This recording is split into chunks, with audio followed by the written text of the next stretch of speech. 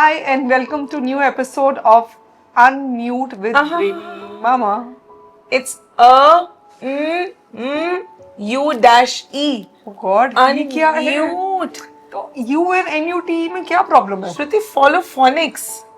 So welcome to another episode of Unmute with Brainy Mama. मैं हूँ आपकी host और दोस्त गुरप्रीत. And मैं हूँ श्रुति और आज हम आपके लिए लेकर आए हैं somebody from the world of phonics. See, I am a very old school person. मुझे लगता था कि on और UN में क्या difference है? There is a lot of difference. So today we are going to learn about it from a passionate phonic teacher, Miss Kiran. We have always heard that Kiran Singh is the queen of phonics, you know. So what exactly is your story? How did you got into phonics? First of all, thank you for having me, Shruti and Simran. It's a great opportunity to come here and share my journey and educate parents about the importance of phonics. So basically, it all started over a cup of coffee. I was sitting with a friend of mine, and we were having like a conversation that how do we make independent readers? How do we inculcate the habit of reading in children? And back then, I had resigned as a head of early years program. So I had deep urge to start something of my own where I could, gap between traditional teaching methods and what children actually need now. So that's how my journey started, and Phonics Lab was born. So I would say for a purpose. Yeah. Oh, wonderful. So what is phonics basically, and what is the right age to start the phonics? I'll explain it in a very simple way. It's basically teaching children how to crack the secret code of reading. So basically, from letters, teaching them what are sounds. From sounds, how do we make words, and how group of words form sentences. So if you start at the age of 3, so you'll see them reading bigger words at a very early stage, like a boss. Wow, that's great. So you actually believe that there's a difference in a child who is phonics, like the child who knows phonics in terms of reading, and the kids who've never done a phonics course, you find that they could read better? Yes, A for apple doesn't cut it anymore. I would say that because now we have the technique of blending and segmenting. So why would you want the child to memorize? So when you can teach them something which has logics behind, so why not? So the children who know phonics are they start reading very early, and I feel they are more independent. The ones who don't know phonics, they are slightly underconfident, and they would always be dependent on reading certain number of words, right?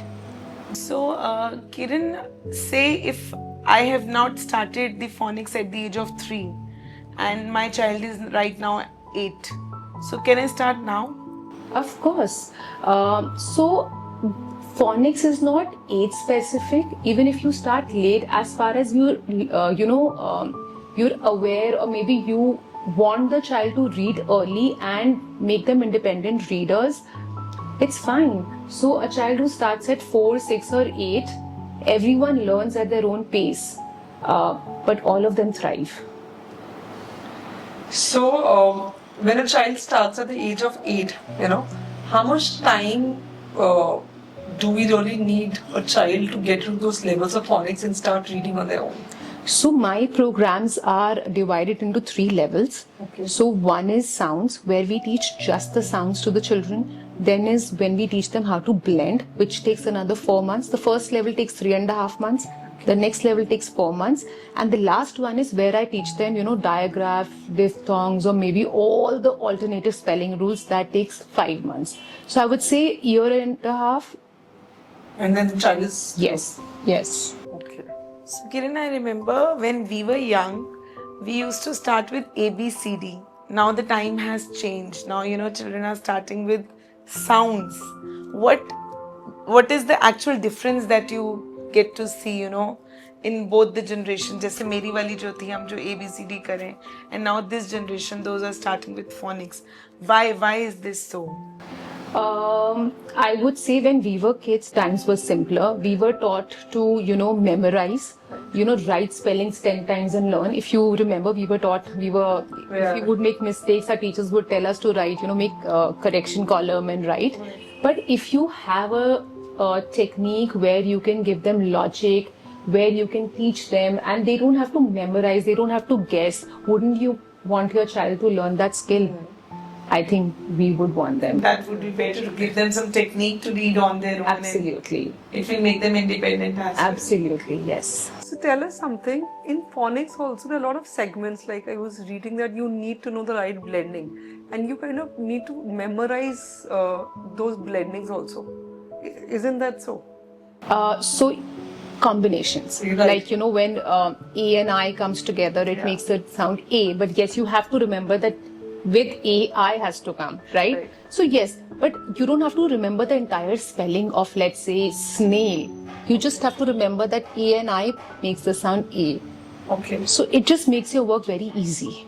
So you mean to say that once a child has learned those combinations, it would stick to their memory like the alphabets do, or we need to keep like brushing them again and again? So they'll keep reading books. The whole purpose of doing phonics is to, inculcate the habit of reading. The more you read, the better you become at spellings or maybe with vocabulary. So the whole purpose is that. So once they keep doing it, they would remember it. What is a common mistake that a parent usually make, teaching their child phonics at home and making them read at home? So I know a lot of parents who are still doing alphabets rather than sounds. So they're doing name of the letters than sounds. So now we should teach them sounds first, because if you pick up any reading book, you'll see everything in lowercase and you have to join the sounds or maybe blend the sounds to make words, right? Second, I would say rushing towards bigger books than first starting with the decodable books. The moment we do sounds or blending, we start giving children story books. No, first you have to give them decodable books, the books that can be read phonetically. So yes. And thirdly, I would say pressurizing the child. Comparison. There's a lot of comparison. So and so child can read, but mine cannot read. So stop that. Right. Nowadays, people are getting influenced. That child is doing this course and my child. So you also want to, put your child. So maybe your child doesn't want, like with me, Meera, I had enrolled Meera in a sports class. She was not enjoying. The moment I shifted her to a dance class, she really started enjoying. But all her friends' moms would tell me that, all 6 of us are taking our our children there. Why not Meera? But I felt if she's not enjoying, what is the purpose of, taking her there? She was the only one who was dancing. So that's alright. Yeah. So Kiran, there are a lot of phonics classes and courses happening all around us. In Delhi, there are classes even from Bombay that are happening. So, what difference does an online class makes if we compare them to an offline phonics class? I'll go back in times when I shifted to this online, platform. We started right before the pandemic had hit, and everything felt very uncertain. That's what's going to happen now. So I actually saw parents were overwhelmed. Children needed something, constructive or maybe structured learning. So, and I pivoted to online learning overnight because that was the need of the hour. And no one knew that, we were going to be studying on laptops. So, that was a new normal. So I came up with, my own kits. We designed kits sitting, said, how do we make this joyful, playful? And you will not believe the program turned out to be so beautiful on screen. I actually get calls from parents that we are also staying very close to your house. We prefer online, because we don't have to commute. All the material you're sending it to us. And we save so much time, and moms are like, we also get to learn so much from your classes, because even we did not know that these rules exist. So I think with the child, even the parent is getting to learn so much. I believe doing online, the entire family study. Otherwise, when you're attending classes personally, physically you're going there attending the classes, only the child is allowed. When you're doing it on the laptop, the entire family is listening to it and learning from it. Correct. So basically, whether it's online or offline, it doesn't make a lot of difference because a lot of people come up with that misconception that online classes may you paying money, but your child is not learning that well. So that from that reason, I was asking this question. So we give you trials, Okay. and also I haven't faced any problem in past, let's say, 5.5 years. Touchwood, yeah. So the program is very engaging, and if the parent is, of that view, we tell them that you take a trial. Let me just assess the child. I'll ensure that I'll make it very comfortable for your child. So when the parent gets to hear that from a teacher, so I think that gives them a little insurance. And because see, taking classes online is also a commitment.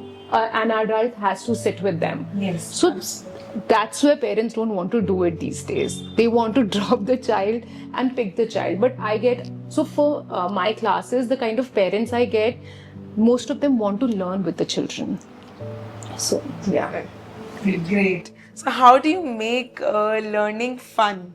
I mean, padhai karna is something, for this generation, it's very difficult to make them sit and do something or learn something new because they think, they know everything. Correct. So how do you make them learn and, understand phonics and different sounds in a fun way?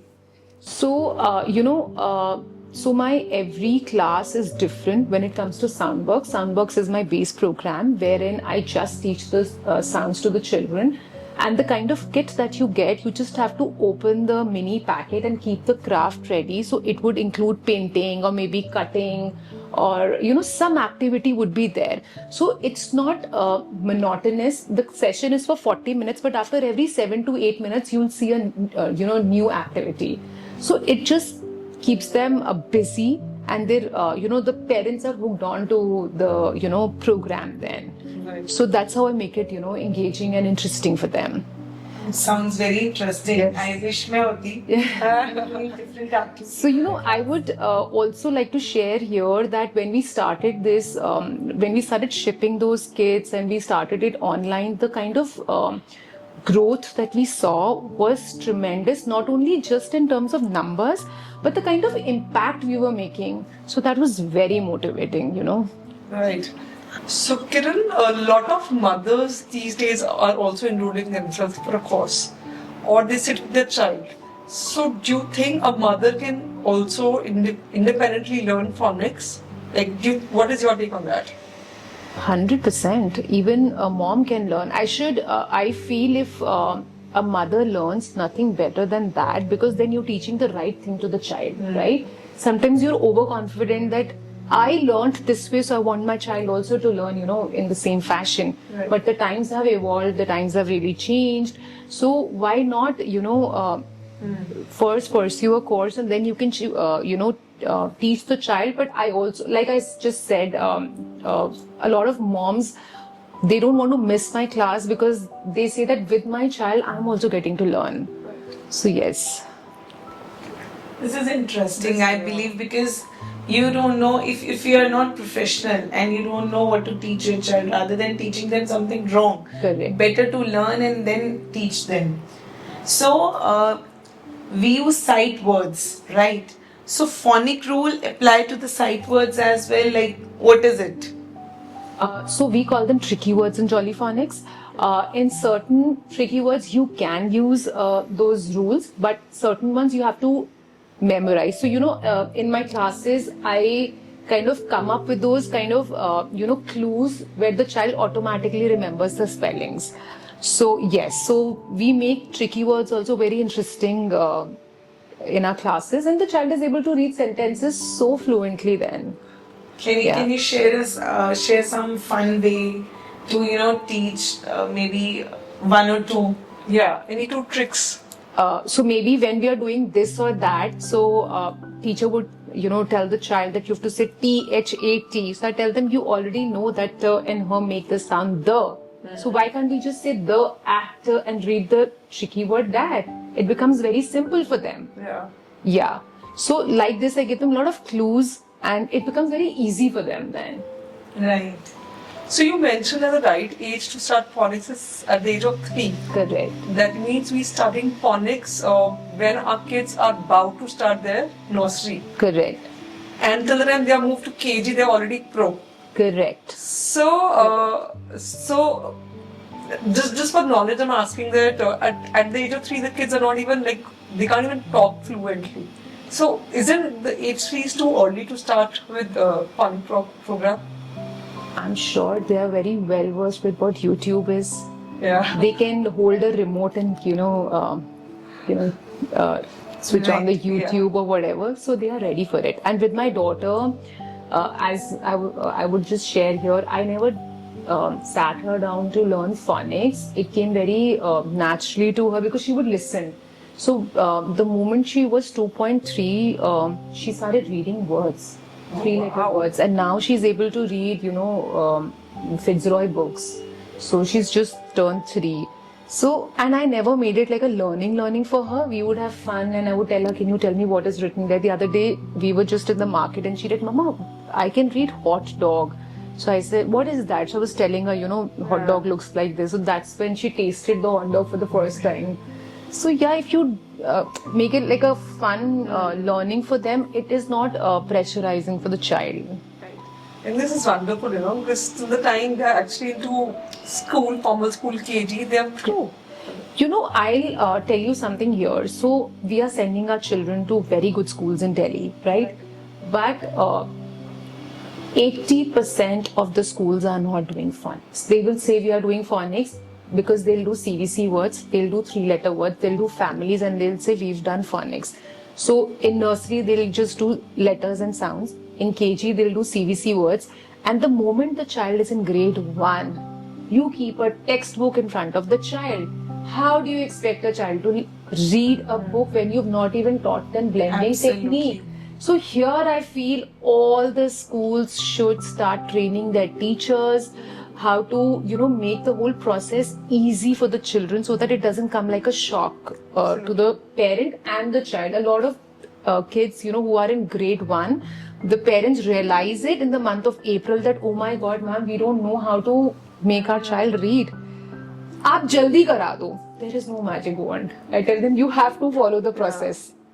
So, yeah. So talking about schools and if they're teaching phonics in the correct way, so what I have seen, ये हमारे time पे भी होता था कि शुरू में they used to, when the session starts, initially they used to go very slowly, and at the end of session they used to rush. Correct. And the report, because the report was supposed to go to the next session teacher. Correct. तो अब पीछे से बच्चा क्या करके आए? So how do you suggest the schools should take phonics in a way कि वो nursery और KG वाले में session में they should wind up the entire program? How they should go for it? So first of all, I would say that the strength should be around 20 to 30 children in one class. Still there are schools where there are 45 children or 50 children where one teacher cannot cater to so many students. I would start from there. Then I would suggest that first we should do sounds thoroughly with the children and not the way we were taught. There are so many interesting ways to do sounds with children so that it becomes fun for them, not like punishment for them. And after that, we move on to blending. The transition in my programs, it's so smooth that the child doesn't even come to know when we moved on from, just the sounds to reading bit, right? And after that, once the child is in KG, all of this should be done by KG. And once the child when they're in nursery, and when the child is in KG, we should just focus on your digraphs or diphthongs or alternative spelling rules so that they're ready for grade 1. And so we have this Readomania challenge, like in my programs, wherein they're supposed to pick up books for 15 consecutive days. And the 16th day, believe you me, the child asks for book that, Mama, can you record? I'm reading the book. Can you send it to Kiran ma'am? So that is the whole purpose of this, challenge is that inculcating the habit of reading. B is that again the making them confident and fluent in reading, and also responsible, making them responsible. That we have to finish it. Right. So, and the kind of happiness I see, on parents' face is amazing. So it's not impossible, if they try and go slowly. I believe they can also cover the phonics in school as well. Absolutely, and They purposely don't do it actually these days. But it is a major problem. so why? Because first the school will have to spend on a trainer. So we did it for one of the schools in Noida. So we trained around 80 teachers because they wanted to get this concept in the curriculum. Wow. So then they called us and they were like, we can see a tremendous change in our children. So all the schools should, train their teachers so that they can carry their learning to the classroom. And also to reach here, it took me 16 years. It is not something that I learned yesterday and I'm doing it today. Absolutely. Yeah, so it also, because you will make mistakes, then you learn from them. So that's how you learn. Yeah. So, and also like when I was working, if you know something and you want the other teachers to do, everybody is not ready to, bring that change in their classroom. So it has to come from the, boss. Absolutely. Yes. I think it will help mothers also, because when they go to grade 1, suddenly you get a list of words for dictations. Correct. And there you get the heart attack. ये तो हमें आता ही नहीं है. Exactly. How he's gonna write And then the such a report. datafication process starts. And you start pressurizing the child. Yeah. कि तेको नहीं आता. Absolutely. How is that possible? Usko to aata hai. So, that's how the comparison starts. Absolutely. So, to avoid all of this, either put them in good classes, or I would say the schools should, have all of this in the curriculum now. So my work doesn't run from Instagram sponsored ads. It's word of mouth. Yeah. And that's the only way my work runs. So like, she's done it for her kids. You might ask her that, how come they're reading, and she might shares it with you, and you take a trial and you like it, and then you go and tell the other person. So that's how people kind of get to know about your classes. Got it. So, and also, I don't 100% believe that somebody has a 20 years work ex would be very good at something. I don't know, because I'm from this industry, so I feel that it's how much effort you've put in your curriculum, and how much outcome can you see. Like, let's say in my programs, if there are, in my classes, if there are 7 to 10 kids, everybody can't be at the same pace. So maybe just an example that your child is doing very well, but her daughter or son is taking some extra time to kind of, learn that concept. So I would automatically, I'll call her and tell her that, listen, you've paid me. I have taken my, money from you. I want to extend the program for you, and there is no cost for that, because it doesn't satisfy me as a teacher. So I would just, keep giving you those sessions till the time I don't see your child, reading at particular level. Yes. So that is the USP of my programs or my, classes, I would say. So because I ensure that, because I know from where are you coming, you have that pressure that I have to, ensure that my child is able to read and write correctly, right? So as a teacher, I should also feel the same for you, right? So I'll keep telling you that, let me just be a little confident, and then I'm going to be moving your child to the next level. Yeah. So Kiran, there are multiple courses available for us, from Delhi to different parts of India.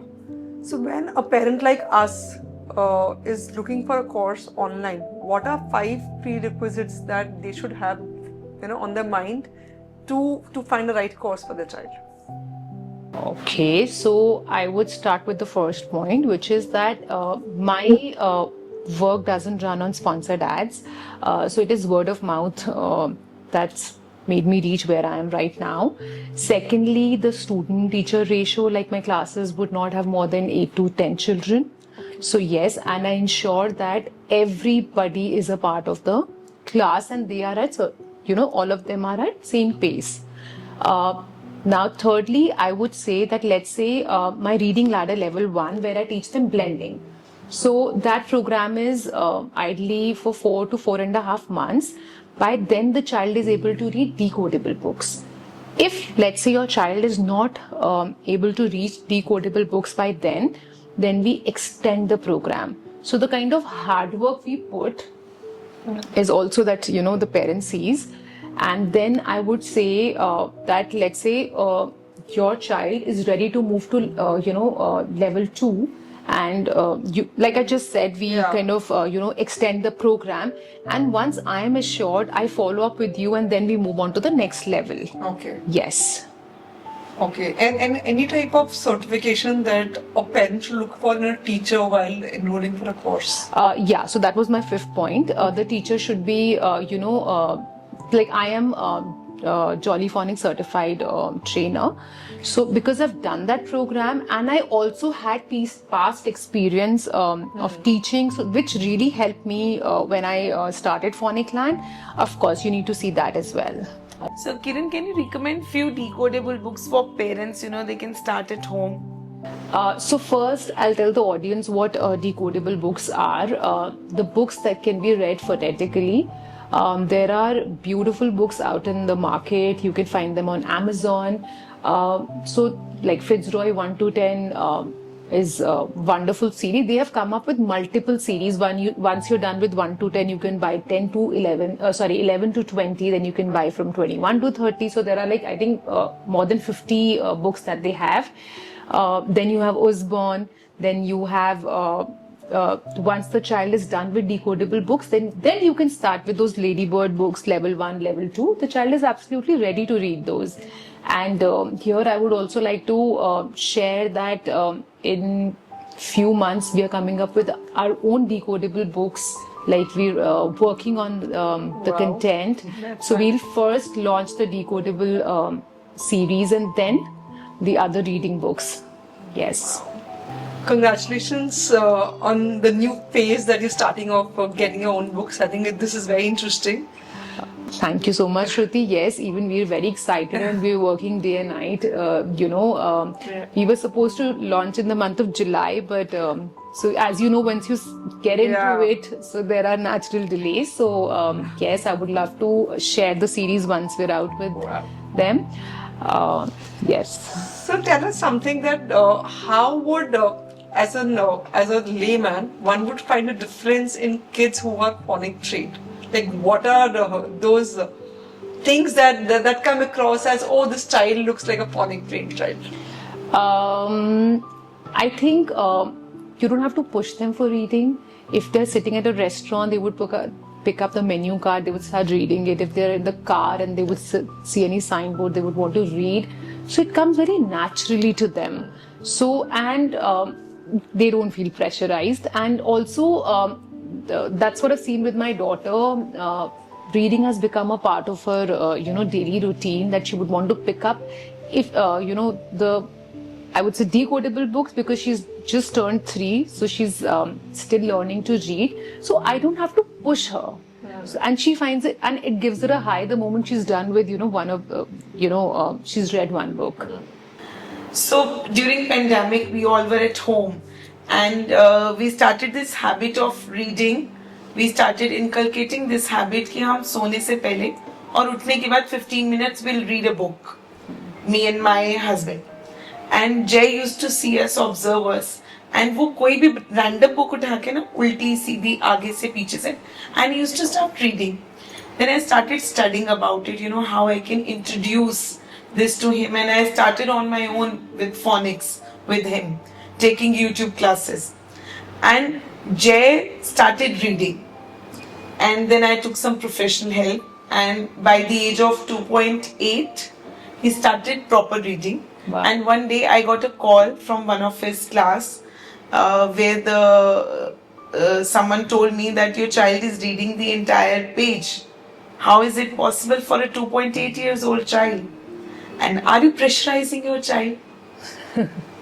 ये चीज इतनी ज़्यादा सुनने को मिलती है when a child is reading at the early age. You talked about your daughter as well. Break this myth. Is it a pressure? it's not a pressure. Trust me, it's not a pressure. They want to do everything that you're doing, you know. So anything that I'm doing, she wants to copy me. So like you said, Jay wanted to copy whatever you were doing that time. And to my surprise, one day we were just sitting and a very normal three-letter word was written on a piece of paper. And when she read that, I did not even have to teach her the blending technique. I was so surprised, and the same day somebody had come to our house and she had exactly same reaction. तू उसको क्यों pressurise करती है, you know? So I was like, I don't pressurize her. So it just comes. They want to do whatever you're doing. So there is no pressure, and I think we as parents are more anxious than children, and we pass on that anxiety to them. Absolutely. On them, yes. So, also I was reading the other day, and I keep telling parents also, it's not only about English. Any language that you want them to learn, like Mira was learning German, and my husband doesn't know German, so through an app they were learning, and she knows a lot of German words. So it's not a pressure, but anything that you want them to learn till the age of 5, they absorb and they retain it forever. Just that the reinforcement needs to be there. Yes. I agree to that. And also, I believe when children are learning, we are also learning with them. Correct. I have learned a lot of new sports and new things with my kids. Absolutely. Today is a world of Instagram and media. And people keep hooking to Instagram thinking that, oh, this influencer is sending their child to so-and-so class. Let me also try. So what is your decode to this influencer world and classes that people decide following their footsteps? It's a mixed bag. I would say some actually have inspirational content and some are chaos makers. I'm saying that because I would say everybody has a different journey. What works for their child might not work for your child. So follow for inspiration and not comparison. Yeah. And that is a wonderful saying. I believe all the mothers, if they understand, you need to understand your child's pace and interest. And accordingly, you have to enroll. You cannot put pressure ki So and so is going, so I need to send my child there. exactly. Right. Thank you so much for enlightening us. We had a wonderful conversation and enjoyed thoroughly and learned a little bit about phonics also. Yeah. In fact, we feel like enrolling ourselves because you feel like in your times all these things are missing. Yes. And there should not be any age for learning in life, You can start from wherever you want to. Absolutely, yes. So it's time for rapid fire. Yeah. Some Okay. spicy questions that we are coming up. With a lot of blends and combinations involved. How to ensure an anxious mom that there is no phonics milestone? I would say every child, blooms at his or own pace. So phonics is no race; it's a journey. So consistency is the key. Okay. So one sound struggle that usually kids face while learning phonics. I make it very easy, so they don't struggle. So usually. The difference between ER, IR and UR, I make it very interesting. So I also enjoy the whole, teaching part. That's it. Okay. Yeah. Any one CVC word you secretly love? CVC word. Sun. I think it's very bright. So Okay. that's what I'm feeling like. Yeah. That's a good picturization of the word also. Yeah. So iPad or books, what's your take? Books. I think nothing beats the magic of flipping over pages. So I think the old school way. Most overrated phonic trend? Overloading the kids with fun sheets. Okay. More is not better. I think what you're doing, even if you're doing spending a few minutes with them every day is also good, but the content or maybe the exercise that you're doing with them should be just very fruitful, or maybe it's basically quality over quantity. Yes. Okay. If phonics were a dance move, what would it be? I would say dance move. Yeah. So salsa has a very good step where you go forward and then you go backward. Okay. Because you learn a new thing, but you have to reinforce what you've done. Yeah. Right? So reinforcement is also a very good. That's a very brilliant connection you've made, I must say. So in this whole process, Yeah. Jolly, reinforcement really plays a very important role. So you move forward, but you have to revise also what you've done.